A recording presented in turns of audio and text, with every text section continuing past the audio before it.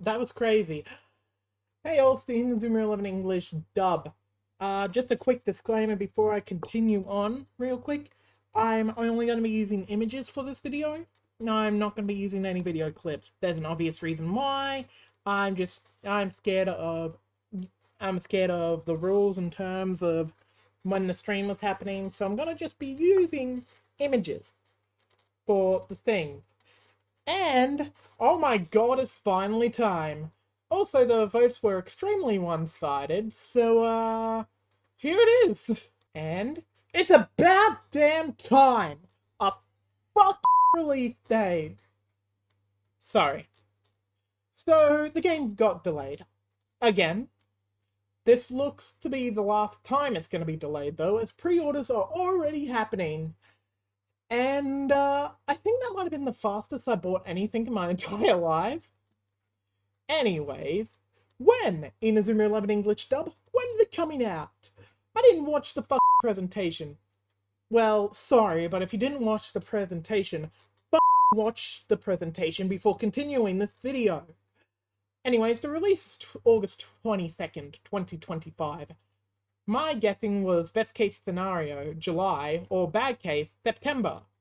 Worst case was gonna be 2026. But hey, we got it. So, what's my thoughts on it? Let's do this in the order the trailer actually did it. Is it gonna be long? Probably, but I hope you're all in this with me. First, they showed off Chronicle mode. Oh my god, my boy Faye! It matches him perfectly. Him being an adult, okay? That's what I'm saying.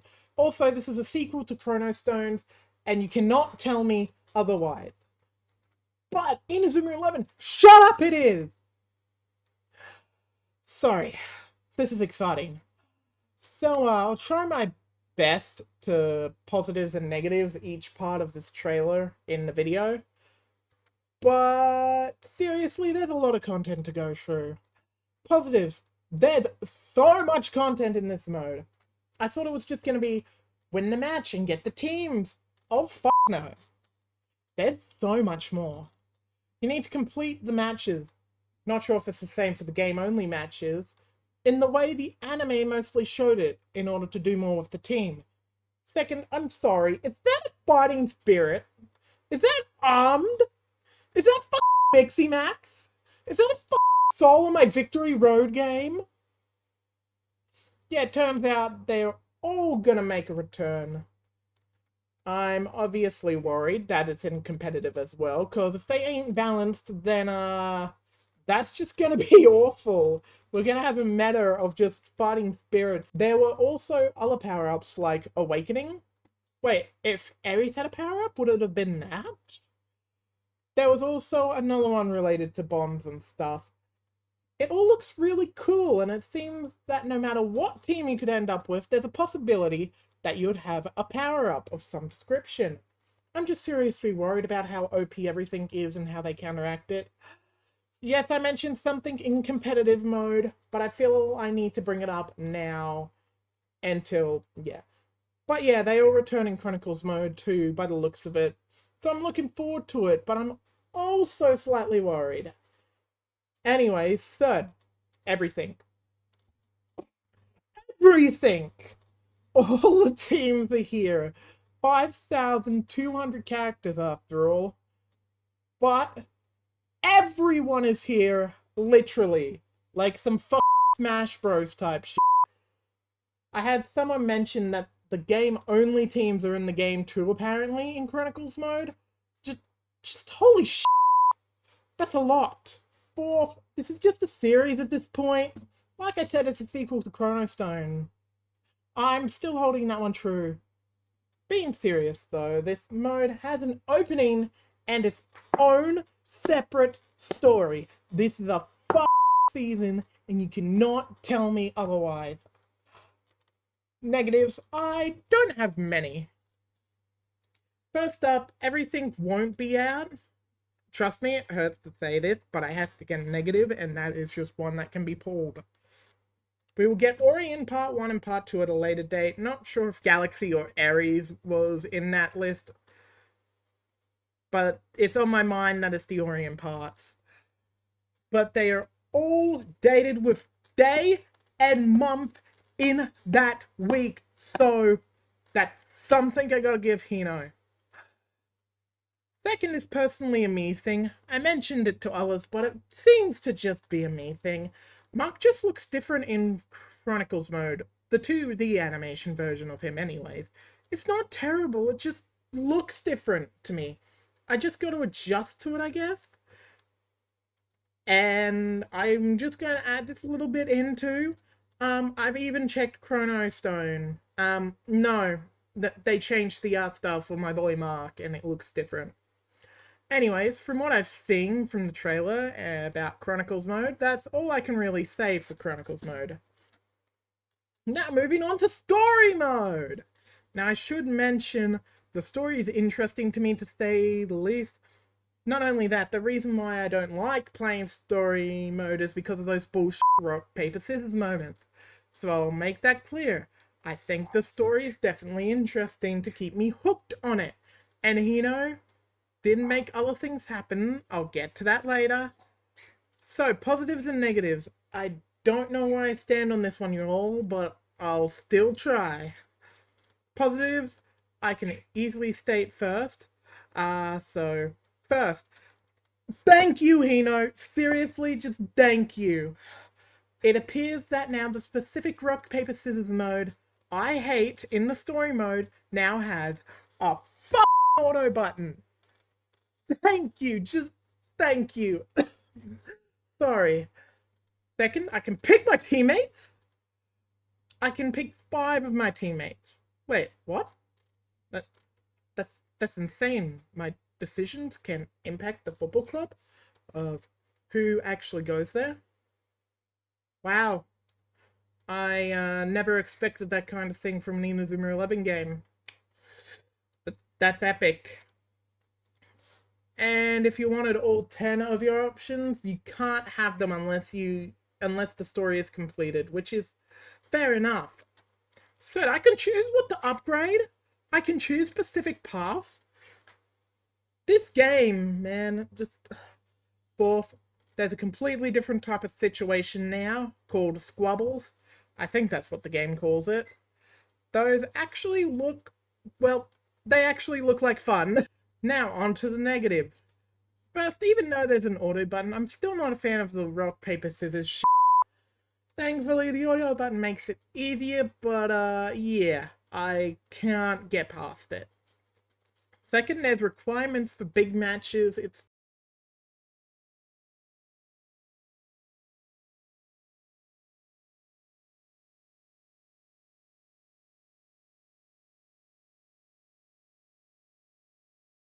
I think that's all I can say for story mode. Seriously, I'm kinda looking forward to the story mode as much as Chronicles mode, believe it or not. Competition mode. I don't know how to feel about this one. I never saw breached or saved. So maybe that feature is completely gone? God, I hope. Breach was just bullshit to me. It felt so unfair. Even the newer one is still freaking unfair as hell. Anyway, it's time to state the positives and negatives. I can't really add much as we basically saw all of competition mode's majority in the demo, but positives. First, having the actions during the scramble called real skills is actually a good thing that makes things interesting. I don't know how to word that. That's my opinion anyways. Second, the leveling up system where you choose the path of upgrading is still on the competition mode too. I like that feature, really. Enough said. Third, thank you for having the offline still able to happen. I believe that's what I saw. Fourth, the amount of characters in this game feels like it leaves almost limitless options, which is crazy to think about. Fifth, I like the whole tournament thing. Not sure if I'll actually do any, but it seems like there's a counterbalance of having an OP team. That's actually good to see. Now the negatives. First, I don't like the tension system. I'm sorry, I just can't get behind the tension system. I felt the TP and FP were perfectly fine, and they could have just found a way to balance that. Second, there shouldn't be fighting spirits, armed, or souls in competition mode. I only say Mixie Max is okay, because some Mixie Maxes can easily be balanced. No, seriously, imagine getting a team of you like not having any power-ups, then boom, the enemy arms and destroys your team. It seriously does feel like they added that because it could be balanced. But the moment I see a Falco Flashman that isn't in my team, I'd probably have a panic attack. All I can say is I hope it's balanced. Or just the awakenings and bond stuff they used to counteract the balance. If so, then two wrongs don't make a right, man. Third, I missed this, but can we please get V2, V3, V4, +1, +2, +3, or even the level 1s to 5 back, please? I really missed this feature. Gave you more to do to train those special moves to actually feel some reward for using a special move a certain amount of times. Well, that's it for competition mode. Next up is Kazuna Station, so I probably won't use this as much as I don't really see the appeal of it for me. Anyways, positives and negatives. First up, positives. First, it's cool you can make an avatar, I guess. But what makes it cooler is you can equip your character with special moves and then even do matches with your friends. Seems like a fun experience. Second, building a town with things you've collected from Chronicles and competition mode is cool. Like a progress type of thing, I guess. Now, negatives. First, well, the only one I can really think of is okay. I seriously don't see the point to this. I'd be spending more time in the other modes over this. I guess I can make myself do the earth and crap, but honestly? That's all for Kazuna Station, I guess. Yeah, I didn't really have much to say about this one. Now, player-friendly systems, the last feature shown in this long trailer. But honestly, I don't know what to make of this one. Let's just do the positives and negatives for this one. This will be quick too. Positives. First, crossplay and cross-save is excellent. Now I have more reasons to buy 20 copies of the game. And also, crossplay is just awesome. Second, being released on every conceivable platform known to man is also great, and being able to cross-save between them is just... it all goes together, man. Third is the advent calendar. Being able to see when stuff is being added is a massive help. Fourth is the accessibility. There is so many ways to make this game playable for everyone. I have to give kudos for that. Okay, now negatives. First, why do you have a daily feature? It isn't mobile game is all I'm trying to say. Like, seriously, what's the point of it having it in Inazuma 11? Also, second, when does a certain amount of help become too much? I saw quite a few features, some even used for helping, but when does the help become too much? The two-player thing just looks odd, and the commander mode is something that I wouldn't even want to use considering how bad I am at focus battles. But hey, maybe that one is more a me thing than anything else. So does the whole digital-only thing. That really bugs the absolute hell out of me. Why not physical? I'm a physical games type of person. If only PCs still allowed physical media for games, though. That's basically it about this player-friendly system stuff. Now, just a final few things before I go to the final thoughts and crap. It's just a couple of negatives I have currently. First, pre-order bonuses? Seriously? Okay, that's to be expected. Nothing too big, just something that helps with EXP and stuff, and a Dark Emperor's kit, you know? Here's where the second comes in. You locked Faerun behind a deluxe payroll. That's despicable. But hey, at least there's a jumping goal animation. That's definitely worth the 120 AU dollars. But those aside, I really do like where this game is going. But that Faye thing is just straight up despicable, and you cannot convince me otherwise. And if someone agrees, oh yeah, it's fair for the game to have that, shut up. Shut up. Nothing is fair to lock any character behind a paywall. I'm not sure if you're able to get Faye later, but yeah. Now the final thoughts. With all that was shown, I'm fine with the 2 months delay for everything. And it prouds me to say that Hino is no longer Mr. Quality Improvement. He actually apologized about the delay and took full responsibility. And didn't use a fucking excuse. So, good on you, Hino. As for the quality of the game, it was mentioned in the stream that, why not 2 games? Hino said the best thing any game maker could have said.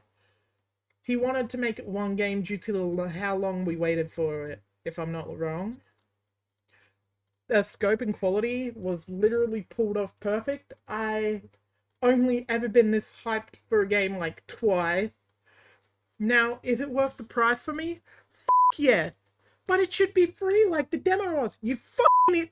No, we won't do that. The reason why it was free before was because it was a demo showing what the game would actually be. You can't expect something this big in scope to be free. But shut up! That game was free because of everything else except for specific things being paid for. Something like Inazuma 11 is much more different. So if I hear any more free arguments, kindly leave. Sane people would expect this game to come with a price. Is the price too high though? That's for you to decide. But I will never accept anyone saying that this game should have been free. Anyways, if I were to rate everything in this trailer, I'd comfortably give it a range of 7.5 to 8 out of 10. It was truly an amazing trailer, and it's been a good while since I've been so hyped for a game in a good long while. I feel that it's the best rating I could give. What would you rate this whole trailer? Just let me know. Or not. Either way, it's fine. But that's basically it. Thank you all for listening, and even staying with me for this long-ass video at this point, and I'll see you all next time. Goodbye.